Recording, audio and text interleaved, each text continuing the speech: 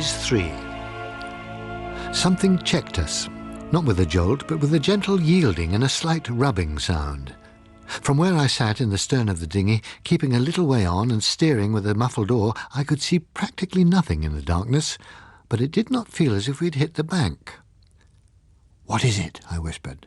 The little boat rocked as Phyllis clambered forward. There was a faint thud from some parts of our gear dislodged. Presently her whisper came back, "It's a net, a big one." "Can you lift it?" She shifted. The dinghy rocked again, and then remained tilted for a moment. It relaxed back to an even keel. "No, too heavy," she said. I hadn't expected that kind of hold-up. A few hours before, in daylight, I had prospected the route with binoculars from a church tower. I had observed that to the northwest there was a narrow gap between two hills, and beyond it the water widened out into a lake stretching further than I could see. It looked as if, once past that neck, one ought to be able to travel a considerable distance without coming too close to the shore. I traced the way to the gap and memorized it with care before I came down. The tide turned and began to rise before it was quite dark. We waited another half-hour and then set off, rowing up on the flood. It had not been too difficult to find the gap, for the silhouette of the two hills showed faintly against the sky. I had moved to the stern to steer and let the tide carry us silently through, and now there was the net. I turned the craft so that the flow held us broadside against the barrier. I shipped the oar cautiously, felt for the net and found it. It was made of half-inch rope with about a 6-inch mesh, I judged. I felt for my knife. "Hold on," I whispered, "I'll cut a hole." While I was in the act of opening the blade, there came a crack followed by a whoosh. A flare broke out above. The whole scene about us was suddenly visible, and there we sat in midstream, bathed in a hard white light. The lower hill on the left was covered with turf and a few bushes among wandering paths. To the right was a row of houses a few feet above the water level. In front of them and closer was another row built on a slant across the hillside. The house at the right-hand end was high enough for its whole roof to show above the water. Its neighbours marched gradually deeper until they only showed chimney pots, and finally nothing at all. A rifle cracked somewhere in one of the houses in the upper row. I missed the flash, but the bullet fewed by, not far from our heads. I dropped my knife into the bottom of the dinghy and put up my hands. A voice carried clearly from one of the dark windows. "Get back where you came from, chum," it advised. I lowered my hands, looked at Phyllis, and shrugged. "We only want to get through, to get home. We don't want to stay or ask for anything," she called back to the unseen man. "That's what they all say. Where's home?" he asked. "Cornwall," she told him. He laughed. "Cornwall? You've got a hope." "It's true," she said. "True it may be, but it's bloody impossible too. And I've got my orders. It's get back or get hurt, so start moving." "But we've got enough food to—" Phyllis began. I shook my head at her. From what I'd been told, the only chance had been to get through without being seen, and having food with one was not a thing to advertise. "OK," I called wearily. "We'll get back." There was no need for silence any more, so I tilted the outboard into the water and wound the cord on it. "You've got sense, and better not try again," advised the voice. "I'm kind of old-fashioned, don't like shooting people that'll act reasonable, but there's others not so particular, so just keep going, chum." I pulled the cord and she started. We pushed clear of the net and then chugged off downstream against the tide. The flare sank gradually behind us and burnt out. Darkness, darker than before, closed in. Phyllis clambered over the gear and came to sit beside me. Her gloved hand found my knee and pressed it. "Sorry, darling," I said. "Can't be helped, Mike. We'll try again somewhere. Third time lucky, perhaps." "This time lucky," I said. "He shot to miss. He needn't have done that." A net and a guard must mean that a lot of people have been trying this way. Where are we now? I'm not sure. It's difficult to identify anything from the map. Must be somewhere in the Staines-Weybridge area, though. Seems a pity to go back now. "More of a pity to get shot," said Phyllis. We puttered along, keeping a lookout for obstacles by occasional flashes of a torch. "If you don't know where we are, how do you know where we're heading?" Phyllis inquired. "I don't," I admitted. "I'm just keeping going, like the gentleman said. It seems wise to get clear of his territory." Presently the moon rose and began to shine intermittently through gaps in the clouds. Phyllis pulled her coat more closely round her and shivered a little. "June," she said, "June, moon, spoon, soon." They used to sing about June nights on the river, remember? Uh-huh. Sick transit. "From what I do remember, they were a trifle optimistic even then," I replied. "A wise man took rugs." "Oh," said Phyllis. "Who with?" "Never you mind. Autre-temps, autrement." "Autrement, indeed," she said, looking round over the waste of water. "We can't go on aimlessly like this, Mike. Let's find somewhere to get warm and sleep." "All right," I agreed, and put the tiller over a bit. A mile or so away stood a mound dotted with houses.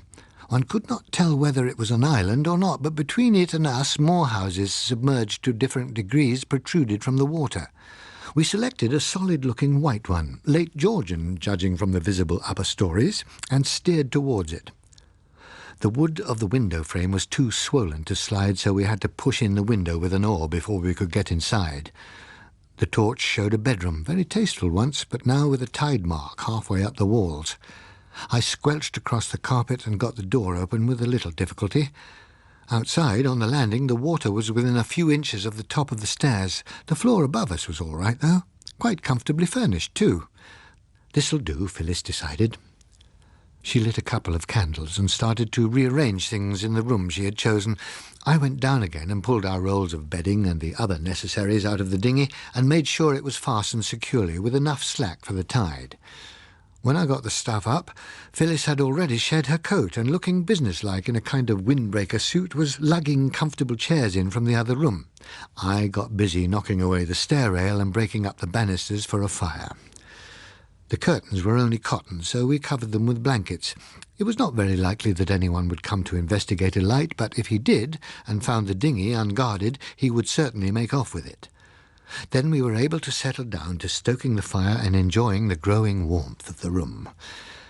Our supper consisted of biscuits, sausages cooked in the can and eaten off a fork, and tea made with bottled rainwater and condensed milk. Not an elegant meal, but in spite of the depressing thought that down in the depths of such a house and safely out of our reach there must be a lot more exciting things to drink, we felt the better for it. When it was done, we extinguished the candles for economy's sake, piled on more wood and lay back enjoying the blaze. For half a cigarette there was silence. Then Phyllis said, "Well, so far not so very good. What now?" It was a fair summary of my own state of mind. "I don't like to admit it," I said, "but it does begin to look as if Cornwall may have to be cancelled." That man was pretty scornful about it, wasn't he? But that might have been because he didn't believe us. It sounded as if he foresaw a lot of obstacles in the way, with himself as the first, I said. "It seems likely that there are quite a lot of independent districts we should have to cross. Even if we were to go back to London, we should have to face getting out of it somehow, sooner or later, unless, of course, we get shot there. It's bound to go on getting worse all the time. In the country, you can at least grow things. You do have a chance, but a city is a sort of desert of bricks and stones. Once you've used up what is there, you're done for."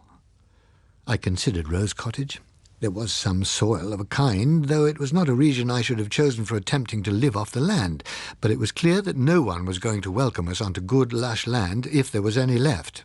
And she was right about the barrenness of cities once their reserves had been used up. I doubted any welcome in Cornwall, but Rose Cottage might offer just a chance, provided there was not someone already there, and that we could get there at all. We went on discussing the prospects in a desultory way for an hour or more without getting any further, and ended by gazing silently into the fire, devoid of further suggestions. Presently Phyllis yawned. We pulled the damp clothes from the beds, spread out our own bedding rolls with their waterproof covers on the mattresses, made up the fire again, put the shotgun handy, and then turned in.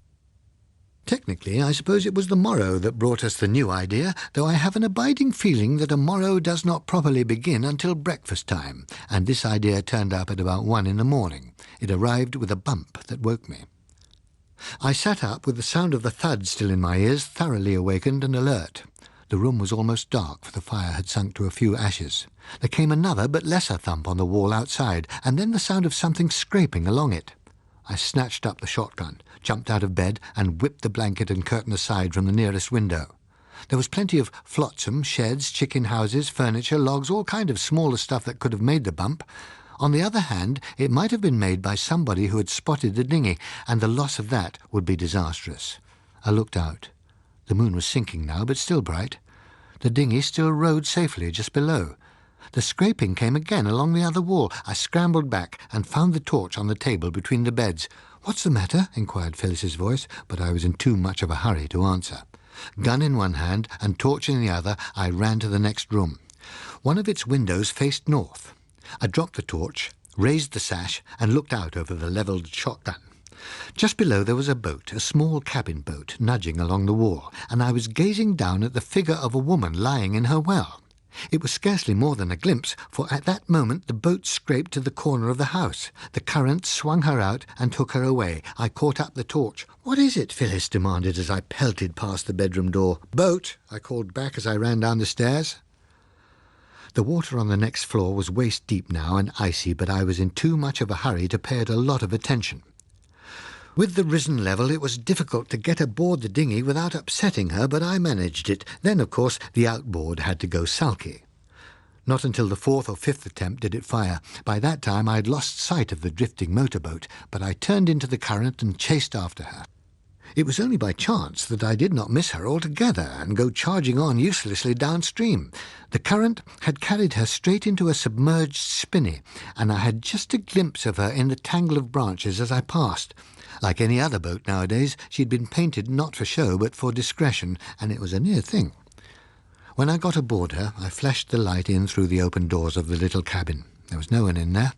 The woman lying in the well had been shot twice, in the neck and in the chest, and must have died some hours before. I lifted her over the side and let her go. I could not hope to tow the boat back against both tide and current with the outboard, and I was growing too numb with the cold to spend time trying to find out how to run her. The best course seemed to be to make sure that she would drift no further, and hope that no one else would see her before I could come back in daylight. It was a risk. A boat of any kind was beyond price, but the alternative was almost certainly pneumonia. Moreover, I daren't delay long, for once the moon had set it wouldn't be easy to find the house again. Phyllis was warming a blanket for me in front of the rekindled fire. Freed of my wet pyjamas and wrapped in that, I began to glow after a bit. "A sea-going motorboat?" Phyllis inquired excitedly. "Well, kind of high in the bows. Not one of those car-on-water things. So I should think it's meant for sea. Small, though." "Don't be irritating. You know perfectly well what I mean. Could it get us to Cornwall?" "With our knowledge of the things, it's more a question of could we get it to Cornwall? And there my opinion isn't worth any more than yours. We might try. At least it looks to me as if we might. See what you think when you've looked her over." I had no doubt whatever what she would think. But for decisive discouragement on my part, we should probably have set out on an attempt to get along the coast in a little fiberglass dinghy. "I feel like making an offering or something," she said. "Keep it until we find out whether she's sound. There could be a lot of snags yet," I told her. The warmth after the exposure was making me sleepy. I told her to wake me up when it began to get light so that we could get across to the boat before anyone else should spot her. Then I went to sleep with an easier mind than I had had for some weeks. I knew that whatever we should find in Cornwall, it would be no picnic. On the other hand, London was a slowly closing trap, a good place to get out of before it began to squeeze. Even though Bocker had been unaware of it, when he gave his warning, the new method of attack had already begun, but it took 6 months more before it became apparent. Had the ocean vessels been keeping their usual courses, it would have aroused general comment earlier. But with transatlantic crossings taking place only by air, the pilot's reports of unusually dense and widespread fog in the West Atlantic were simply noted.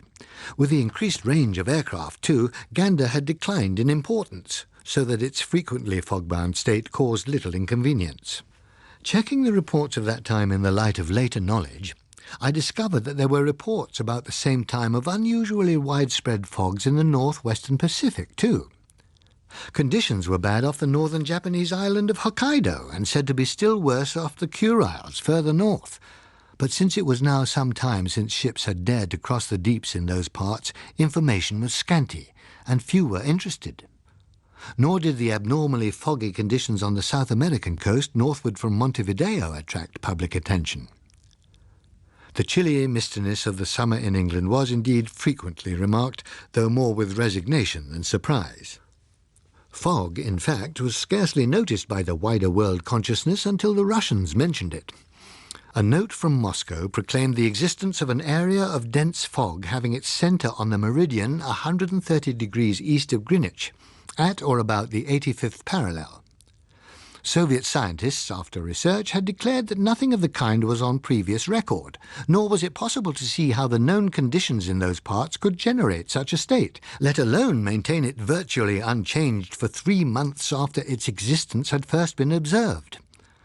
The Soviet government had on several former occasions pointed out that the Arctic activities of the hirelings of capitalist warmongers might well be a menace to peace.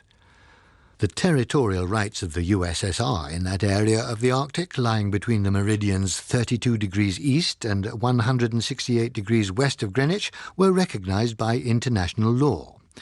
Any unauthorized incursion into that area constituted an act of aggression. The Soviet government, therefore, considered itself at liberty to take any action necessary for the preservation of peace in that region. The note, delivered simultaneously to several countries, received its most rapid and downright reply from Washington. The peoples of the West, the State Department observed, would be interested by the Soviet note. As, however, they had now had considerable experience of that technique of propaganda which had been called the prenatal tu quoque, they were able to recognize its implications. The government of the United States was well aware of the territorial divisions in the Arctic. It would indeed remind the Soviet government, in the interests of accuracy, that the segment mentioned in the note was only approximate, the true figures being 32 degrees 4 minutes and 35 seconds east of Greenwich and 168 degrees 49 minutes and 30 seconds west of Greenwich, giving a slightly smaller segment than that claimed. But since the centre of the phenomenon mentioned was well within this area, the United States government had naturally no cognizance of its existence until informed of it in the note. Recent observations had curiously recorded the existence of just such a feature as that described in the note at a centre also close to the 85th parallel, but at a point 79 degrees west of Greenwich. By coincidence, this was just the target area jointly selected by the United States and Canadian governments for tests of their latest types of long-range guided missiles. Preparations for these tests had already been completed, and the first experimental launchings would take place in a few days. The Russians commented on the quaintness of choosing a target area where observation was not possible. The Americans upon the Slavonic zeal for pacification of uninhabited regions. Whether both parties then proceeded to attack their respective fogs is not on public record, but the wider effect was that the fogs became news and were discovered to have been unusually dense of late in a surprising number of places. Had weather ships still been at work in the Atlantic, it is likely that useful data would have been gathered sooner, but they had been temporarily withdrawn from service, following the sinking of 2 of them some time before. Consequently, the first report which did anything to tidy up the idle speculations came from Gotthard in Greenland. It spoke of an increased flow of water through the Davis Strait from Baffin Bay, with a content of broken ice quite unusual for the time of year. A few days later, Nome, Alaska, reported a similar condition in the Bering Strait. Then from Spitsbergen, too, came reports of increased flow and lower temperatures. That straightforwardly explained the fogs off Newfoundland and certain other parts. Elsewhere they could be convincingly ascribed to deep-running cold currents forced upwards into the warmer waters above by encounters with submarine mountain ranges. Everything, in fact, could be either simply or abstrusely explained, except the unusual increase in the cold flow. Then from Gotthaven, north of Gotthard, on the West Greenland coast, a message told of icebergs in unprecedented numbers and often of unusual size. Investigating expeditions were flown from American Arctic bases and confirmed the report. The sea in the north of Baffin Bay, they announced, was crammed with icebergs. At about latitude 77, 60 degrees west, one of the flyers wrote, "We found the most awesome sight in the world. The glaciers which run down from the high Greenland ice cap were calving. I've seen icebergs formed before, but never on anything like the scale it is taking place there. In the great ice cliffs, hundreds of feet high, cracks appear suddenly. An enormous section tilts out, falling and turning slowly. When it smashes into the water, the spray rises up and up in great fountains, spreading far out all around. The displaced water comes rushing back in breakers which clash together in tremendous spray while a berg as big as a small island slowly rolls and wallows and finds its balance. For 100 miles up and down the coast we saw splashes starting up where the same thing was happening. Very often a berg had no time to float away before a new one had crashed down on top of it. The scale was so big that it was hard to realize. Only by the apparent slowness of the falls and the way the huge splashes seemed to hang in the air, the majestic pace of it all, were we able to tell the vastness of what we were seeing. Just so did other expeditions describe the scene on the east coast of Devon Island and on the southern tip of Ellesmere Island. In Baffin Bay, the innumerable great bergs jostled slowly, grinding the flanks and shoulders from one another as they herded on the long drift southward through the Davis Strait and out into the Atlantic. Away over on the other side of the Arctic Circle, Nome announced that the southward flow of broken pack ice had further increased. The public received the information in a cushiony style. People were impressed by the first magnificent photographs of icebergs in the process of creation, but although no iceberg is quite like any other iceberg, the generic similarity is pronounced. A rather brief period of awe was succeeded by the thought that while it was really very clever of science to know all about icebergs and climate and so on, it did not seem to be much good knowing if it could not resultantly do something about it. Tooney, at a chance meeting with Phyllis, summed the attitude up. "I'm sure things like that must be frightfully interesting if one happens to be the kind of person who finds just being interested in things enough. What seems to me so feeble is that having found out all this, they don't stop them doing it." "Well," said Phyllis, "stopping icebergs is probably pretty difficult." "I don't mean stopping icebergs, I mean stopping the Russians from making icebergs." "Oh," said Phyllis, "are they making them, I mean?" "But of course, just look at it logically," Tooney told her. "You don't get things like this suddenly happening for no reason at all. The Russians always seem to think they have more rights in the Arctic than anyone else, although they were years after other people in getting to the North Pole, and I expect they're now claiming that they discovered it sometime in the 19th century because they don't seem to be able to bear the thought that anybody else ever discovered anything. And where was I?" "I was wondering why they should be making icebergs," Phyllis said. "Oh, yes, well, that's all part of their general policy. I mean, everyone knows that their idea is to make trouble everywhere they can. And look at the wretched summer we've been having. Things cancelled one after another, and now they're saying that Wimbledon may have to be washed out altogether. And the whole thing is due to these icebergs they keep on sending into our Gulf Stream. The scientists all know that, but nobody does anything about it. People are beginning to get fed up with evasiveness, I can tell you. They want a strong line and a clean-out that will stop this kind of thing. It's been allowed to go on much too long already. Surely they can blow them up or something." "The Russians or the icebergs?" asked Phyllis. "Well, I meant the icebergs. If they just blow them up and show the Russians it isn't going to work, they'll probably stop it." "But are you quite sure the Russians are responsible for them?" Phyllis said. Tooney regarded her closely. "I must say," she remarked, "it seems to me very odd indeed how concerned some people seem to be to justify the Russians on every possible occasion." And shortly afterwards they parted. Meanwhile, the interchange of notes across the North Pole continued. Neither side particularized on the steps taken to deal with the offence in its own area, but the State Department admitted that its area of fog was, when undisturbed by wind, now greater than before. The Kremlin was less committal, but claimed no resounding success. The dreary summer passed into a drearier autumn. There seemed to be nothing anybody could do about it but accept it with a grumbling philosophy. At the other end of the world, spring came. Then summer, and the whaling season started, insofar as it could be called a season at all, when the owners who would risk ships were so few, and the crews ready to risk their lives fewer still. Nevertheless, some could be found ready to damn the bathies along with all other perils of the deep and set out. At the end of the Antarctic summer came news via New Zealand of glaciers in Victoria Land shedding huge quantities of bergs into the Ross Sea, and suggestions that the great Ross ice barrier itself might be beginning to break up. Within a week came similar news from the Weddell Sea. The Filchner barrier there and the Larsen ice shelf were both said to be calving bergs in fantastic numbers. A series of reconnaissance flights brought in reports which read almost exactly like those from Baffin Bay, and photographs which might have come from the same region. Again, the more sober illustrated weeklies ran rotogravure views of great masses plunging into seas, already dotted for miles with gleaming bergs, and produced studies of individual bergs above such captions as Nature's Majesty. With Gothic pinnacles aspiring, a new Everest of the sea sets out upon her lonely voyage. The menacing beauty of this berg, freshly carved by the David Glacier in the Ross Sea, is romantically caught by the camera. In many parts of the Antarctic coastline, the production of such bergs has been so extensive that ice shelves hitherto regarded as permanent have been shattered by their fall, and open water now replaces the frozen sea. The attitude of polite patronage towards nature, and the reception with well-bred congratulatory restraint of the clever turns she put on to edify and amuse the human race, might have continued unruffled for some months longer than it did, but for the urchin quality of Dr. Bocker. The Sunday Tidings, which had for some years been pursuing a policy of intellectual sensationalism, had never found it easy to maintain its supply of material.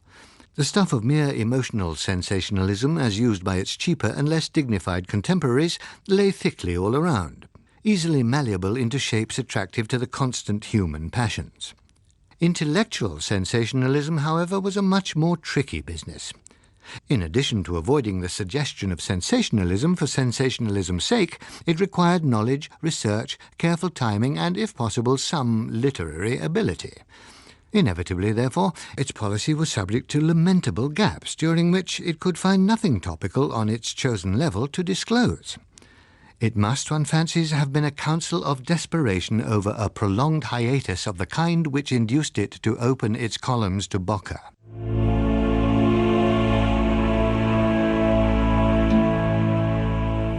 The Kraken Wakes was written by John Wyndham and read by Stephen Moore. The programme was produced in Belfast by Susan Carson.